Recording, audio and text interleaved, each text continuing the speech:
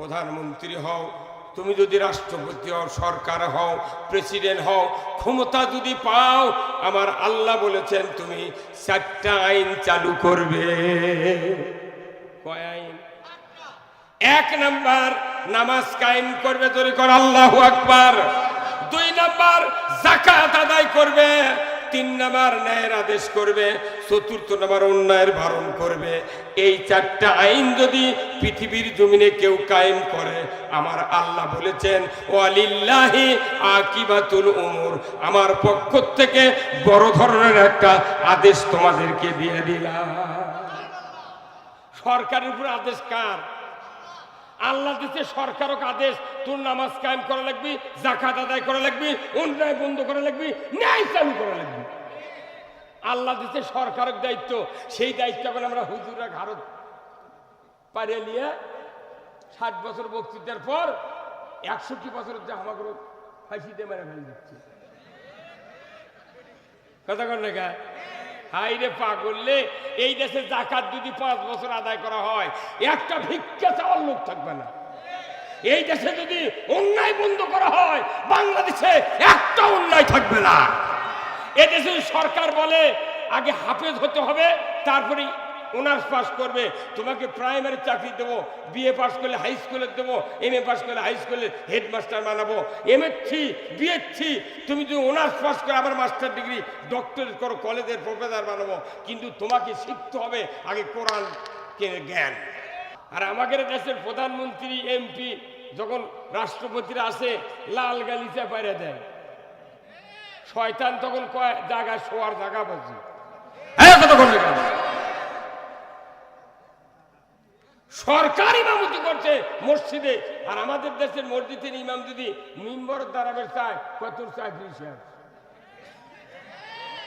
ইমামকে তুই মিম্বর দাঁড়াবো, ইমাম খালি ভিক্ষা করবি আর খাবি। কতক্ষণ টাকা? আমরা যে ভিক্ষা করার জন্যই লাগিয়েছি। তো বড় বড় মসজিদে নামাজ হয় বাংলাদেশে, শুক্রবার দিন নামাজ হচ্ছে, সেই ইমাম পাগড়ি যেরকম জুব্বা সেই রকম, আতর সেই রকম, সব টোনটাই সালাম ফেরানোর পর মাইকের লাউড স্পিকার দিয়ে বলিচ্ছে, ডান দিকে কৌটো আছে, কৌটো, কোটো কয় না ওরা, কি কয়? কৌটো। মেহরবানি করে কৌটো ছাড়বেন। নামাজ পড়ে মানুষের আস্থা করলে কোয়া বাদ দেয়া কৌটোর কথা কোয়া লেগেছে। 87% যে দেশে ইমানদার, যে দেশে শতকরা 87% ইমানদার, সেই দেশে নামাজত ভিক্ষা, মসজিদত ভিক্ষা, মাদ্রাসাত ভিক্ষা। কোথায় এই মাদ্রাসাগুলো চলতেছে খালি মানুষের দানের উপরে। তাহলে এই মাদ্রাসা যারা পড়ে, মাদ্রাসা যারা করে, কমিটির লোক আছে, এনারা কি সরকারও ট্যাক্স দেয় না? এটি যারা পড়ে তারা কি ট্যাক্স দেয় না? প্রাইমারিতে ছাত্ররা পড়ে, ওরকের বাপেরা কি সরকার ট্যাক্স দেয় না? তো ওরাও ট্যাক্স দেয়, এরাও দেয়। তো ওরকের প্রাইমারি সরকার বেতন দেয়, আর এটি ভিক্ষে করে চালান লাগবে। মানে সারা জীবন নামাজ পড়ে না, খালি শুক্রবার করে পড়ে, তাই কি আবার কবরত নামে দিয়ে ইনকে কাজ করে থুচ্ছে, পশ্চিম দিয়ে মুখ করে ধরে অগদু সিমেন্টের ঢালাই দিয়ে থয়, সারা জীবন নামাজ পড়ে না, সিমেন্টের যদি ঢালাই দিয়ে থয়, খোয়া দেয়, রড দিয়ে, ওই ঢালাই উল্টা পুক দিক করবে আল্লাহ। আজকে এখানে যতগুলো মুরব্বী আছেন, কলজা ছাদ দেখুন তো, 2-1 মুরব্বী ছাড়া প্রায় মানুষের বেটারা বেনামাজি। কি বহু বক্তার বেটা গাঁজা খায়, অথচ নামের আগে লেগেছে আল্লামা। মানে এই নামাজ যদি বাংলাদেশে কায়েম করতে না পারেন, আমাদের ইমান নিয়ে বাঁচা ব্যর্থ। কি হুজুর? তো এই বাংলাদেশে এত মসজিদ, এত মাদ্রাসা, তো নামাজ কায়েমের কথা কেউ কয় না। এগুলার কাম বাদে মৌলবী, মোহতামিম আর হাফেজ আর বক্তার কাম বাদে নামাজ কায়েম করা। নামাজ কায়েম করার দায়িত্ব আল্লাহ দিয়েছেন সরকারকে।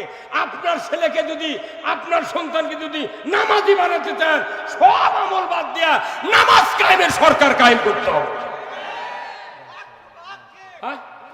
তোমাকে তো আমি কবুল বলেছি, তে কাপড় ধোয়া লাগবে, কাপড় ইস্ত্রি করা লাগবে, ভাত পাক করা লাগবে তাড়াতাড়ি, আমি তো এটা করিনি। এই কথা স্বামীর মুখত কয় অকার রাখবি। হ্যাঁ, আবার স্ত্রী যখন প্রেগনেন্ট হলো, প্যারাশুটের তেল ফুরে গেছে, পেটিকোট মেক্সি সেরে গেছে। এখন স্ত্রী বলেছে, দেখো আমার মনে হয় নর্মালি আমি প্রসব হব না, মনে হয় সিজার ছাড়া সন্তান বাড়াবে না, তো তুমি আর দেরি না করে টাকা পয়সা যুগে আমাকে না ক্লিনিকে নিয়ে চলো, আমার মনে হয় আমি আর বাঁচব না। আর প্যারাশুটের 1 বোতল তেল দাও, আর স্যান্ডেলের দল ছেড়ে গেছে দাও। তখন যদি আপনি বললেন হিনি যে না তোমাকে কবুল বলেছি সহধর্মিনী হিসেবে, তোমাকে সিজারের টাকা দেওয়া লাগবে, আবার স্যান্ডেল দেওয়া লাগবে, প্যারাশুটের তেল দেওয়া লাগবে, এটা কোনটি বাঁচো, আমি ওটা দিয়ে আর পারবো না, তখন আপনার স্ত্রী থাকবে। আচ্ছা, এই কথা কি কোনোদিন কেউ আমরা কষি? স্ত্রী কি কষে? কেন কয়নি?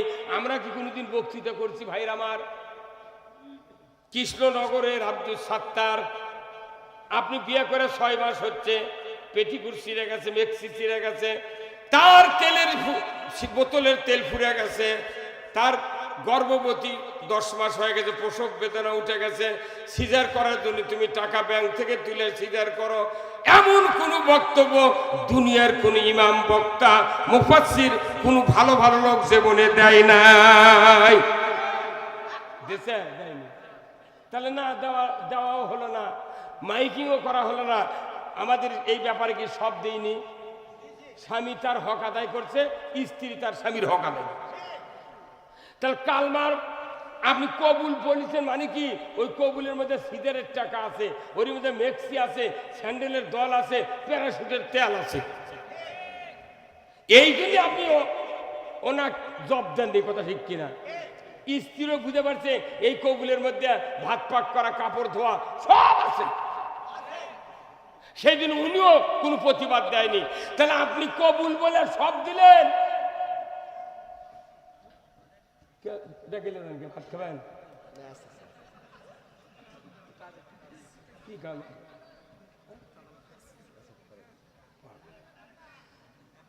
কবুল বললে যদি আপনি সব দিতে বাধ্য থাকেন, তাহলে কালেমা পড়া এটাও তো একটা কবুল। আপনি কালেমা পড়েছেন কতদিন আগে, 60 বছর আগে, আপনাকে এখনো জুম্মার নামাজ 5 ওয়াক্ত পড়েন না, 5 ওয়াক্ত নামাজ পড়েন না, সুদ বাদ দেন না, পর্দা করেন না, গোয়েন্দাগিরি বাদ দেননি, চুরি করা বাদ দেননি, ঘুষ খাওয়া বাদ দেননি, কিস্তি দেওয়া বন্ধ করেননি। তাহলে কবুল বললে সব দেওয়া লাগে, আর কালেমা বললে গেলে সব করা লাগবে আর বাদ দেওয়া লাগবে। এই বক্তৃতা কতদিন দেওয়ার? হ্যাঁ, এই কথা কয় একটা মূর্খ মানুষ যদি কবুল কয়, ওই মউত পর্যন্ত, ওর আগে যদি বউ মরে দেয়, তা বউয়ের কাফনের কাপড় কিনে। কার টাকা দেয়? ওই স্বামীর টাকা দেয়। আমার ভাইয়েরা, আল্লাহ রাব্বুল আলামিন কোরআনুল কারিমে বলছেন, আল্লাযীনা ইম্মাক্কান্নাহুম ফিল আরদ আকামুস সালাতা ওয়া আতাউয যাকাতা ওয়া আমারু বিল মারুফ ওয়া নাহাউ আনিল মুনকার ওয়া লিল্লাহি আকিবাতুল উমুর। সূরা আল হজ 41 নম্বর আয়াত। আল্লাহ তাআলা বলেছেন, যদি মুসলমান তোমরা কোনো ভূখণ্ডের শাসনভার হাতে পাও, প্রধানমন্ত্রী হও, তুমি যদি রাষ্ট্রপতি হও, সরকার হও, প্রেসিডেন্ট হও, ক্ষমতা যদি পাও, আমার আল্লাহ বলেছেন তুমি 4টা আইন চালু করবে। কয় আইন? 1 নাম্বার নামাজ কায়েম করবে, জোরে কর আল্লাহু আকবার।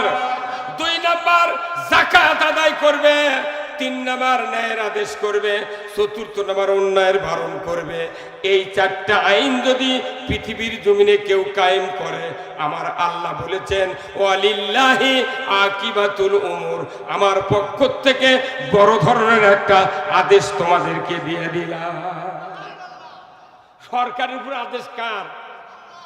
আল্লাহ দিতে সরকারক আদেশ, তোর নামাজ কায়েম করা লাগবে, যাকাত আদায় করা লাগবে, অন্যায় বন্ধ করা লাগবে, ন্যায় চালু করা লাগবে। আল্লাহ দিতে সরকারক দায়িত্ব। সেই দায়িত্ব এখন আমরা হুজুররা ঘাড়ত পারিয়ে নিয়ে 60 বছর বক্তৃতার পর 61 বছরের যে আমাকে ফাঁসিতে মেরে ফেলে দিচ্ছে। কথা কর না?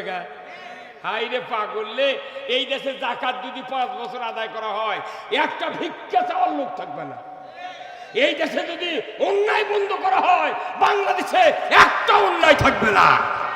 এদেশে সরকার বলে আগে হাফেজ হতে হবে, তারপরে অনার্স পাস করবে, তোমাকে প্রাইমারি চাকরি দেবো, বিএ পাস করলে হাই স্কুলে দেবো, এমএ পাস করলে হাই স্কুলে হেডমাস্টার বানাবো, এমএসসি বিএসসি, তুমি যদি অনার্স পাস করে আবার মাস্টার ডিগ্রি ডক্টরেট করো, কলেজের প্রফেসর বানাবো, কিন্তু তোমাকে শিখতে হবে আগে কোরআন জ্ঞান। ইসলাম হলো পরিপূর্ণ জীবন ব্যবস্থা। ইসলাম অর্থ ধর্ম নয়, ইসলাম অর্থ হলো জীবন ব্যবস্থা, কোড অফ লাইফ। এই জীবন ব্যবস্থা পৃথিবীতে যদি কায়েম হয়, দুনিয়ার হিন্দু মুসলিম বৌদ্ধ খ্রিস্টান কারোর কোনো সমস্যা হবে না। সেই ইসলাম দিয়া আল্লাহ নবী 10 বছর 12.5 লক্ষ বর্গমাইল শাসন করেছেন, যার পরিধি বাংলাদেশের মতো 27টা রাষ্ট্র একত্রিত করলে যে আয়তন, রসুলের রাজত্বের ততখানি আয়তন। এই রাজ্যের শাসক ছিলেন রসুল, আর এই রসুলের ইমামতিতে মসজিদে নববীতে 10 বছর আল্লাহ রসুল ইমামতি করছেন। ওনার হুজরাখানা যারা হজ করেছেন, ভাই হজ করছেন নাকি? তাহলে রসুলের রওজার থেকে মেম্বার পর্যন্ত 32 ফিট জায়গা। এই হুজরাখানার থেকে আয়েশা সিদ্দিকার ঘর থেকে উনি মেম্বরে গেছেন হাঁটে হাঁটে, যে রাস্তাতে উনি হেঁটে গেছেন সরকার হেঁটে গেছে মেম্বরে খুতবা দেওয়ার জন্য। আল্লাহু আকবার কর। সেই 32 ফিট জায়গা আল্লাহ তাআলা রসুলের পদাচারণের কারণে রিয়াজুল জান্নায় পরিণত করে দিয়েছে। আর আমাদের দেশের প্রধানমন্ত্রী এমপি যখন রাষ্ট্রপতিরা আসে, লাল গালিচা পাইরে দেয়, শয়তান তখন কয় জায়গা শোয়ার জায়গা বাজি। সরকার ইমামতি করছে মসজিদে, আর আমাদের দেশের মসজিদের ইমাম যদি মিম্বর দাঁড়াবে চায়, কত চাকরি শেষ। ইমামকে তুই মিম্বর দাঁড়াবো, ইমাম খালি ভিক্ষা করবি আর খাবি, কতক্ষণ টাকা? আমরা তো ভিক্ষা করার জন্যই লাগিয়েছি। তো বড় বড় মসজিদে নামাজ হয় বাংলাদেশে, শুক্রবার দিন নামাজ হচ্ছে, সেই ইমাম পাগড়ি যেরকম জুব্বা সেই রকম, আতর সেই রকম, সব টোনটাই সালাম ফেরানোর পর মাইকের লাউড স্পিকার দিয়ে বলিচ্ছে, ডান দিকে কৌটো আছে, কৌটো, কোটো কয় না, ওরা কি কয়? কৌটো। মেহরবানি করে কৌটো ছাড়বেন। নামাজ পড়ে মানুষের আস্থা করলে ক বাদ দিয়া কৌটোর কথা কোয়া লেগেছে। 87% যে দেশে ইমানদার, যে দেশে শতকরা 87% ইমানদার, সেই দেশে নামাজত ভিক্ষা, মসজিদত ভিক্ষা, মাদ্রাসাত ভিক্ষা। হ্যাঁ তোর কোনটাকে কথা? এই মাদ্রাসাগুলো চলতেছে খালি মানুষের দানের উপরে। তাহলে এই মাদ্রাসা যারা পড়ে, মাদ্রাসা যারা করে, কমিটির লোক আছে, এনারা কি সরকারও ট্যাক্স দেয় না? এটি যারা পড়ে তারা কি ট্যাক্স দেয় না? প্রাইমারিতে ছাত্ররা পড়ে, ওরকের বাপেরা কি সরকার ট্যাক্স দেয় না? তো ওরাও ট্যাক্স দেয়, এরাও দেয়। তো ওরকের প্রাইমারি সরকার বেতন দেয়, আর এটি ভিক্ষে করে চালান লাগবে মানে? ওরাও ট্যাক্স দেয়, এরাও দেয়।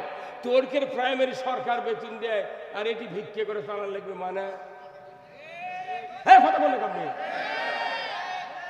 যদি ভিক্ষা করে চালানি লাগে, তাহলে প্রাইমারি মাস্টাররা বেতন পাচ্ছে ভালো, এই মাদ্রাসার হুজুররা 2 বছর চালানো ভিক্ষা করে, আবার সরকার প্রাইমারি বেতন এরকম দিবি, ওরা আবার ভিক্ষা করে চালাক, তাহলে বোঝা দেবে এরা সমান সমান। কথা বল না আপনি।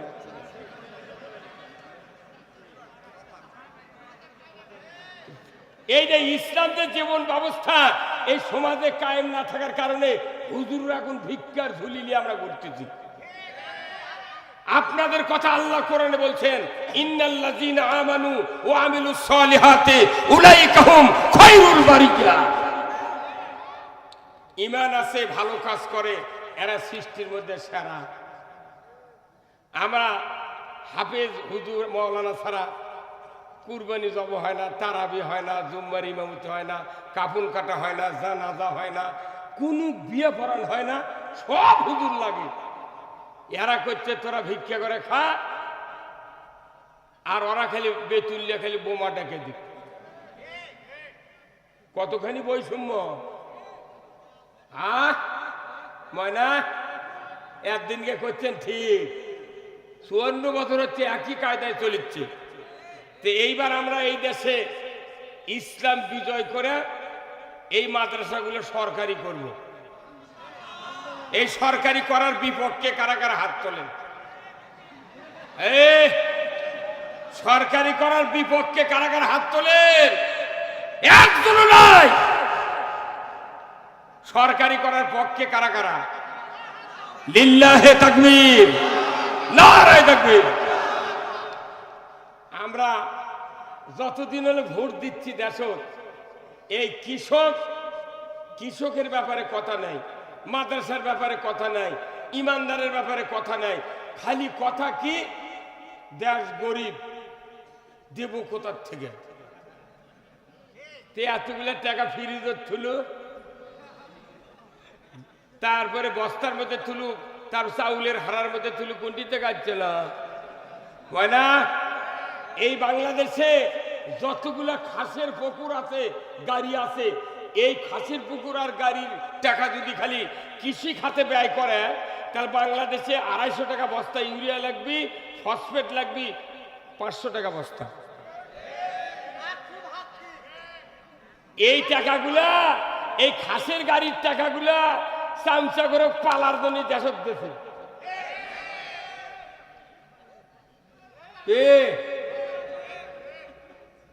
ব্রিটিশ সরকার ভালো আছিল, গরিব মানুষের মাছ মারার টাকা নাই, ধনী মানুষের পুকুর আছে, ওই খাসের টাকা জাল খাওয়া দিয়া আত্মক ভাত পাক করে দিয়েছে। কথা ঠিক কিনা? আজকে খাসের টাকা ভারত কলা লাগানোর কাজ বুদ্ধি নাই, ভুট্টা শুকানোর বুদ্ধি নাই, খের পালা দেওয়ার বুদ্ধি নেই।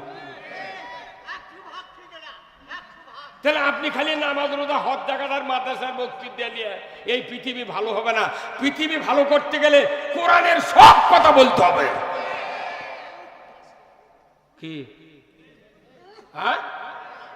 এই না আপনাকে এইদিক ধান কাটা দেখলাম, এই এদের কি কয় কালায়ের ওই দিক দেখলাম ধান কাটিছে, কাটেনি?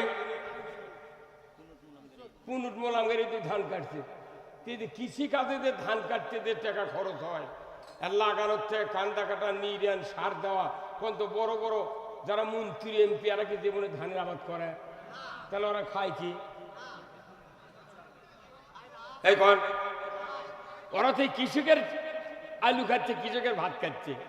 তাহলে তুই এর কেড়ে চাউলের ভাত খা, তুই সংসদে তুই কৃষকের সারের দাম কমালু না, তুই কীটনাশকের দাম কমালু না, এমএসটারের দাম কমালু না, তুই কোনো কাম করলু না, তুই করলু কি?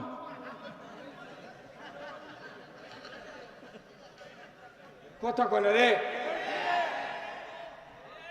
এগুলো বক্তৃতা দিলি তখন কেউ কেউ মনে মনে করছে এলে তো রাজনীতি হলো।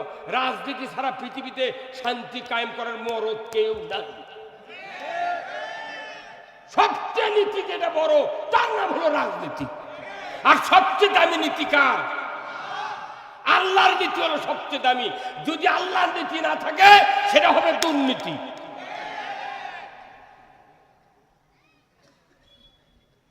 আজকের এই কোরআনের মাহফিলে সম্মানিত সভাপতি আলহাজ মাওলানা মোহাম্মদ রুহুল আমিন, আমার মিতা মুফাসসির হানাইল নোমানিয়া কামিল মাদ্রাসা জয়পুরহাট, আল্লাহ ভাইজানকে দিনের জন্য কবুল করুক, বলুন আমিন। ইনি 82 সনে জন্মেছে, 81 জন্ম তারিখ ওনার, আর আমি 1976 সনে দাখিল। তাহলে আমার দাখিলের কয় বছর পর হচ্ছে? তাহলে বোঝেন, হ্যাঁ 76, 5 বছর পর উনি দুনিয়া যাচ্ছেন। তাহলে আমি এটা বুঝেছি এই জন্যে যে তাহলে এই হুজুরগুলা আমরা কতদিন হলে ধর্মের কথা বলেছি, তারপর কি এই ইসলাম বিজয় হচ্ছে? কেন হয়নি? মানে জনগণ তো আর হয়নি, ইসলাম যদি বিজয় করেন আপনাদের জীবনের সব গুনাহ আল্লাহ মাফ করে দেবে। দরকার আল্লাহু আকবার। জীবনের গুনাহ মাফ করার মালিক কে? আল্লাহ।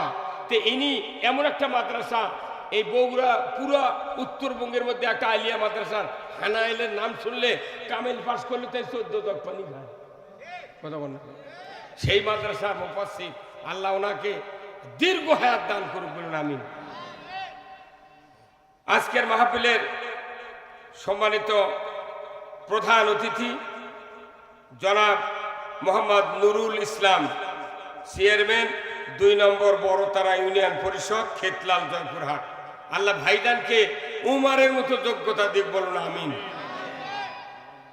আজকের মাহফিলের বিশেষ মেহমান হযরত মাওলানা মোহাম্মদ আব্দুল্লাহ আল মামুন, MA ডাবল, প্রতিষ্ঠাতা ও পরিচালক দারুল নাজাত মহিলা মাদ্রাসা, রহমাননগর, বগুড়া। আল্লাহ ভাইজানকে দ্বীনের জন্য কবুল করুক বলুন আমিন। আজকের মাহফিলের সম্মানিত ওলামায়ে কেরামগণ, উপস্থিত মঞ্চে বসা সুধীবৃন্দ, সামনে বসা মুরব্বিনে কেরাম, হাজী সাহেবগণ, বিভিন্ন মসজিদের ইমাম, মুয়াজ্জিন, মুক্তাদি সহ বিভিন্ন রাজনৈতিক দলের নেতৃবৃন্দ, যুবক ভাইরা, প্রাইমারি মাদ্রাসা, হাই স্কুল, কলেজ, বিশ্ববিদ্যালয়ের শিক্ষক মহোদয়গণ, ছাত্র ভাইয়েরা, পর্দার অন্তরালে হাজারো মা বোনেরা, সাংবাদিক ভাইয়েরা, প্রশাসনিক কর্মকর্তা কর্মচারীবৃন্দ, NSI, DSB, DGFI সহ কচি কাচারা এবং আজকের এই ইন্তেজামিয়া কমিটি বর্গ সহ সর্বস্তরের ইমানদার নর এবং নারী ভাইয়েরা এবং বোনেরা, সকলের প্রতি আমার আবার সালাম। আসসালামু আলাইকুম ওয়া রাহমাতুল্লাহি ওয়া বারাকাতুহু। কেমন আছেন আপনারা? আছি আলহামদুলিল্লাহ। এই যে মাদ্রাসা এখানে দাঁড় হয়ে আছে, এই মাদ্রাসার বয়স কত দেখছেন? কত? 40তম অধিবেশন।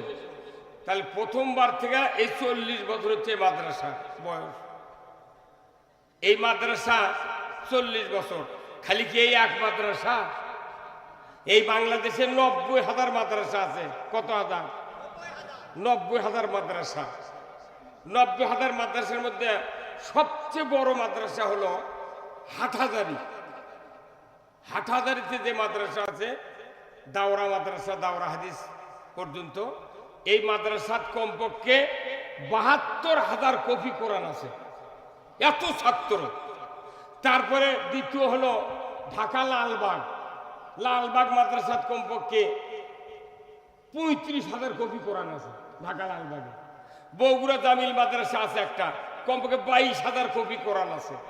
পোষা সাপার আছে, বিশাল মাদ্রাসা, ওখানে না হলে তা দেখবেন 15,000 এইরকম কোরআন আছে। এরপরে চরমোনায় ফয়জুল হকের যে মাদ্রাসা আছে, সেখানেও যা দেখেন না হলে 10,000 কপি কোরআন আছে। এরপরে বাংলাদেশে 90,000 যে আরো মাদ্রাসা আছে, এমন কোন মাদ্রাসা হাফেজি, তারপরে দাওরা এবং কওমি যত মাদ্রাসা আছে, না হলেও 30-40 কপি করে কোরআন আছে। এই কথা কোন লেখা? এরপরে আলিয়া মাদ্রাসা আছে, 5,12,000 মসজিদ আছে, তারই ভিতরে ঢাকা বয়তুল মুকাররমে কমপক্ষে 4,000 কপি কোরআন শরীফ আলমারির থুতে পড়া নাই, খালি লাল হয়ে আছে।